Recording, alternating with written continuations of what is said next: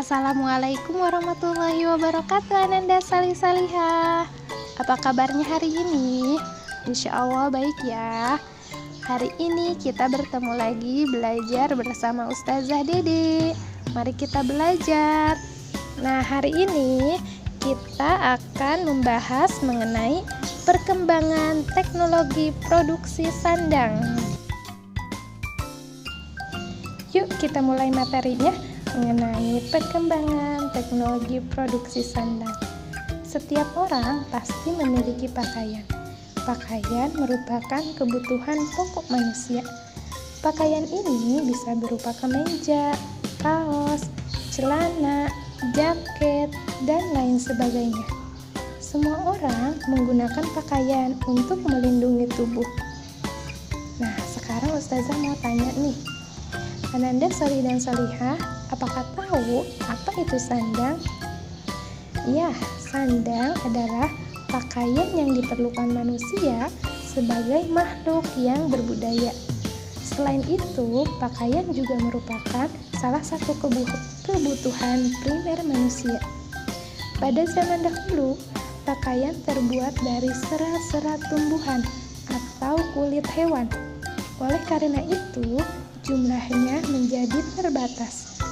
Seiring dengan meningkatnya kebutuhan manusia akan pakaian, maka diciptakanlah teknologi yang dapat meningkatkan mutu dan jenis pakaian dari bahan lain. Contohnya seperti dari kapas, sutra, dan lain sebagainya. Nah, oleh karena itu, diciptakan jenis pakaian ini sesuai dengan kebutuhannya. Contohnya, jika kita mau tidur, kita bisa mengenakan pakaian tidur. Jika kita mau berolahraga, kita bisa mengenakan pakaian olahraga. Dan ada pula pakaian kemeja, dan masih banyak lagi yang lainnya. Kebutuhan manusia akan pakaian semakin meningkat. Pakaian ini bukan hanya sebagai penutup tubuh, tapi juga sebagai tren. Begitu pula dengan model pakaian yang semakin beragam. Hal tersebut mendorong manusia untuk menciptakan teknologi di bidang tersebut. Nah, teknologi yang digunakan disebut teknologi sandang. Teknologi sandang ini merupakan ilmu pengetahuan tentang bahan sandang atau pakaian. Nah, apakah Ananda tahu teknologi sandang itu apa? Ya, teknologi sandang adalah ilmu pengetahuan dan teknologi yang digunakan untuk mengolah bahan baku sandang yang menghasilkan pakaian yang lebih beragam dan nyaman jika digunakan. Nah, selain itu, ada pula manfaat dari teknologi sandang. Nah, berikut manfaat teknologi sandang. Perkembangan teknologi sandang mempermudah manusia dalam membuat pakaian. Pakaian dapat diproduksi dalam jumlah yang banyak. Selain itu, waktu yang diperlukan juga menjadi lebih singkat. Pembuatan pakaian dalam skala besar dapat memperkecil biaya produksi. Nah, manfaatnya diantaranya membuka peluang usaha, membuka lowongan pekerjaan. Pakaian memiliki corak dan motif yang lebih bervariasi, meningkatnya jumlah produksi pakaian dalam waktu yang singkat. Selanjutnya, mempercepat proses pembuatan pakaian. Nah, selain itu juga menghasilkan pakaian yang lebih beragam, dapat memilih bahan sesuai dengan kebutuhan. Nah, ada juga berkembangnya teknologi pewarna pakaian. Nah, berikut merupakan manfaat dari teknologi sandang. Nah, selain manfaatnya, ada pula fungsi pakaian. Fungsi pakaian di zaman dahulu dengan zaman sekarang ada perubahan. Pada zaman dahulu, pakaian hanya berfungsi atau digunakan untuk menutup tubuh, melindungi tubuh dari sengatan panas dan dingin. Sekarang, pakaian memiliki fungsi lain diantaranya melindungi tubuh dari cuaca dingin, hujan, dan terik matahari. Untuk kenyamanan penggunanya, melindungi tubuh dari gangguan serangga sebagai identitas diri, sebagai tanda status sosial, sebagai baju profesi, sebagai status gender, laki-laki dan perempuan ya. Jadi kita bisa membedakan mana laki-laki dan mana perempuan ya, melihat dari segi pakaiannya. Nah, selain fungsinya, kita akan mengetahui bahan baku sandang. Nah, dalam bahan baku sandang terbagi menjadi 2 jenis. Di antaranya yaitu ada bahan alami atau bahan yang terbuat dari alam, dan ada juga bahan sintetis atau bahan buatan. Nah, Ustazah akan menjelaskan mulai dari bahan alami dulu ya. Berikut merupakan macam-macam bahan baku sandang yang terbuat dari alam, diantaranya ada kapas, ulat sutra, kulit hewan, tumbuhan rami, bulu domba. Nah, Ustazah akan mencoba menjelaskan satu persatu ya. Pertama, kita mulai dari kapas. Kapas dapat diolah menjadi kain yang sering kita kenal dengan kain katun.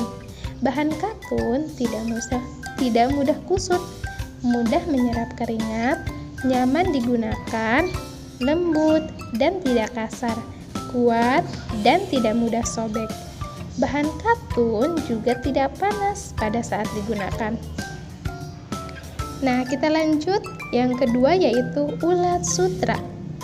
Ulat sutra dapat diubah menjadi kain sutra yang memiliki tekstur mulus, tidak licin dan lembut. Bahannya dingin, kuat, tidak mudah rusak, menyerap keringat. Nah, pada saat terkena cahaya, kain ini akan berkilau dan memiliki nilai jual yang sangat tinggi. Nah, selanjutnya kita lanjut kulit hewan. Kulit hewan yang sering digunakan adalah kulit sapi, kambing, dan domba. Kain yang terbuat dari kulit hewan biasanya bahannya hangat dan memiliki nilai jual yang sangat tinggi. Nah, selanjutnya yaitu ada pula dari tumbuhan rami. Tumbuhan rami ini dapat kita ubah menjadi kain linen. Kain ini biasanya digunakan untuk membuat pakaian, tirai, taplak meja, handuk, dan lain-lain. Nah, kain ini digunakan untuk tirai, taplak meja, dan lain-lain karena teksturnya kaku dan tebal, akan tetapi halus jika dipakai. Nah, yang selanjutnya yaitu bulu domba. Bulu domba biasanya diubah menjadi kain wool. Kain wool memiliki tekstur halus, ringan, tidak gerah saat dipakai, serta memberikan kehangatan bagi pemakainya. Jenis bahan yang selanjutnya yaitu bahan sintetis atau bahan buatan. Berikut merupakan contoh bahan yang terbuat dari serat sintetis, diantaranya ada tetoran, ada dakron, ada polyester, ada polipropilen, dan ada polietilen.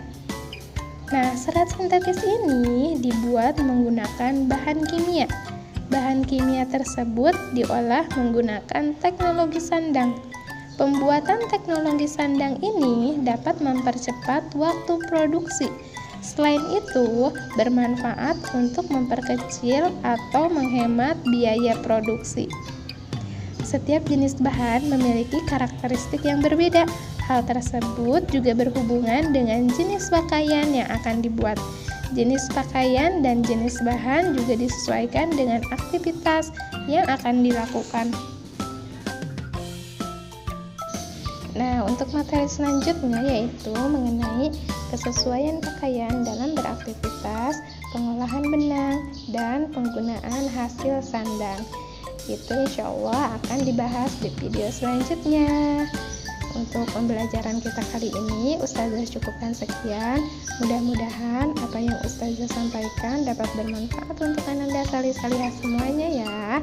Wassalamualaikum warahmatullahi wabarakatuh. Ananda salih-salihah. Semangat selalu belajarnya, selalu jaga kesehatan.